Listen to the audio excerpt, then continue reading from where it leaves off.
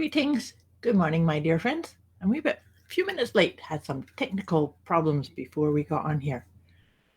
Happy Monday. Hope you had a beautiful weekend and are enjoying some beautiful spring weather. It's so lovely to welcome spring in. And I got to see my first robin of the season just a couple days ago. So if you're here with me live, say hi. We're here doing our usual check-in with what we're going to work on letting go of this week. I think this is the second last week of March. And so each week we do this little check-in, what's happening around us, and then we've been working through my letting go guidance system one card at a time. Talking about one card at a time, you may have seen that me and Andrea have launched our blended compassion cards. And I've got the first lot of orders going out today. So if you've ordered them, they're on their way. I'll put the link for these for you to go and check them out.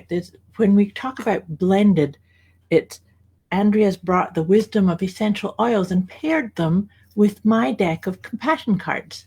And that the information for that is actually what I use for the card of the day here on my Facebook page.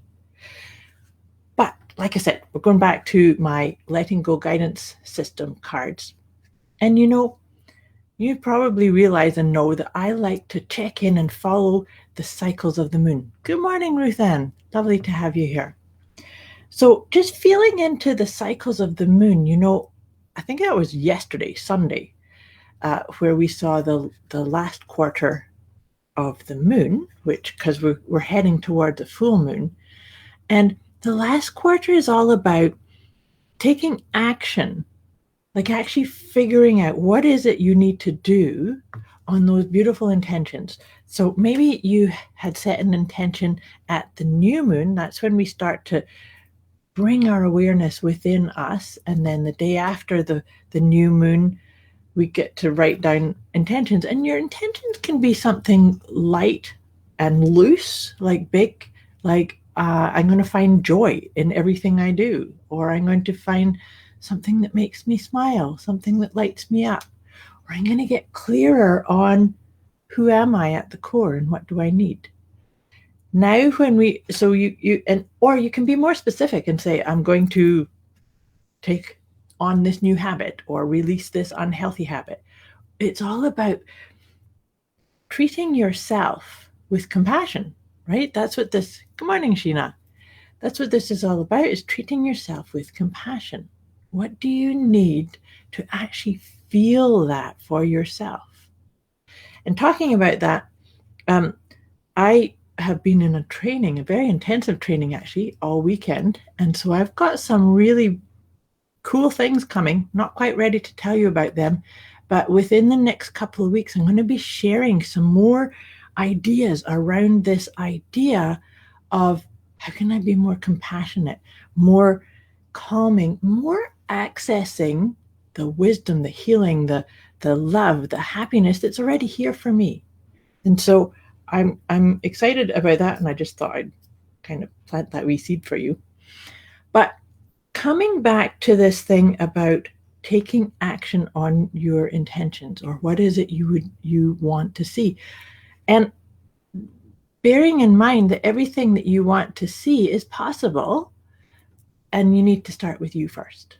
Always needing to start with what we need and want first. And that allows us to share, to change the filter that we look at the rest of the world or those around us through, right? So all that to say, what we're going to be working on letting go of this week is card number 21, and it's shame. Now this one's a sneaky one. Do you ever get into a pattern where maybe you say, I'm going to start a new diet, or I'm going to go for a walk every day, or I'm going to whatever, you fill in the blank. Do you ever do something like that and then not do it? Sometimes when we do that, we beat ourselves up. We shame ourselves. Because the thing is, when we can learn to just recognize there is a bit of a pattern that we can get into, but it's actually beating ourselves up and not just acknowledging I'm doing the best. Truth is, we actually are always doing the best we can with whatever's going on, even if it's that we're listening to a critical voice inside us, and then we self-sabotage, or not do something. It's like, okay, that was then, this is now. How can I re-choose? How can I reinvent? How can I say, that was the choice I made there, but now I'm going to make a different choice? So see if it, like I say, sometimes it's kind of sneaky, that it's like a wee dialogue that says you should have done something better. You could have been, healthier, or whatever that is. So that's kind of what comes up for me when I just think about that idea. But let me read out of my guidebook to see if this can help you go a wee bit deeper into this idea. So shame. When we become ashamed of our truths, we end up cutting off, discrediting, and devaluing a very important chunk of who we are and how we show up in the world. A large part of self-love work is about uncovering that hidden part of yourself and giving it light, space, room to breathe, and capacity to exist. When we deny any part of ourselves, we are not allowing ourselves to be truly who we are. What we can do today, right here and now, and this week, this is our theme for the week, right? Is to begin to release the habit of self-repression that we may have inherited from the past. Start to shine your light and love on your truth. Underline that, your truth. What's your truth? Whether that's turning your attention to your true passions that may have been ignored, or taking baby steps to speak up on what doesn't work for you. So just breathe that in. This is powerful. I hope that makes sense. And just see, how does that feel for you to unconditionally love yourself, have compassion for yourself, but also to look at all aspects of you. There is some teachings that say that our power is in our shadow. Maybe you could look at the shadow aspect. Maybe this is a time for you to just journal and look at, where do I discredit or talk myself down, or an aspect of me? Where am I not allowing myself to look at my gifts, to look at my patterns, to look at the power that maybe I'm stuffing down and saying, oh, I can't share that. I can't say that that's what I believe, or that's what I think, or that's what I wish for. Just see. And of course, there's never any right or wrong. This is not about saying I'm wrong with what choices I've made, right?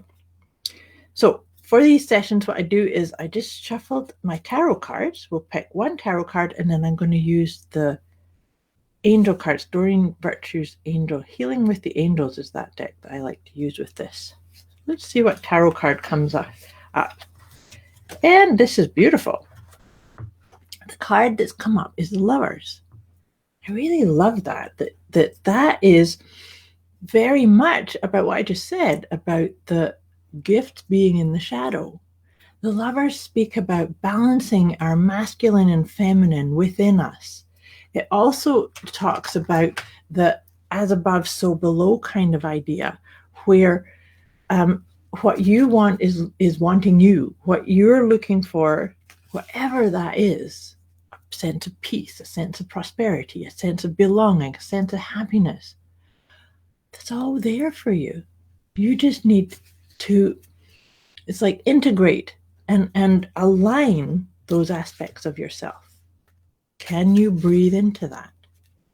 And that's actually could be a part of letting that propensity to judge or to criticize or negative self-talk. Those are all wee aspects of shame, right? And so now let's see what 3 Healing with the Angel cards will come through for us for this week. First one is balance. Isn't that perfect? That's the balance of the masculine and feminine. And when I talk about the masculine and feminine balance, we all have that within us. So, do you? Masculine is all about the doing, which is what I just said, where the moon saying is now we take action. And then the divine or the divine feminine or the feminine aspect of us is the being. So doing and being. We need balance between doing and being because it's about reflecting, is this for me to do? What is mine to do in this, whatever this is for you? And that allows you to get into your own divine guidance. We all have access for that. But when we create balance and create little opportunities to just check in, am I listening? Am I accessing that piece that I've talked to you many times before about the head, heart, and higher self? That's such a key piece of your sense of balance, too. So your divine guidance comes through your higher self that speaks directly to your heart. Is your head listening to what your heart desire is? And then look at this. Kent, these are beautiful. Isn't that awesome? Look at that. The outcome is power. I just said that. Your power is in your shadow. How can you find balance and rhythm and access and acknowledge all pieces of you? And be proud of them. Pat yourself on the back.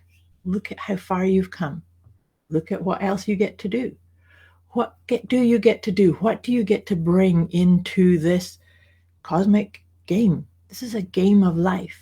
How can you lighten things up a little for yourself and ease into the flow that's already there? Baby steps, maybe. Making different choices, maybe. Taking action on the things that you've said, oh, I'd love to do that, or I'd love to be that. Start. Thank you for being here. Thank you for being you and shining your light. And I wish you a beautiful week ahead. Let me know if you need any guidance, any help, any support with these ideas of letting go, of coming into your heart and following the rhythm and the beat and the guidance that's sitting there trying to psst in your ear. Much love to you. I wish you a beautiful week ahead.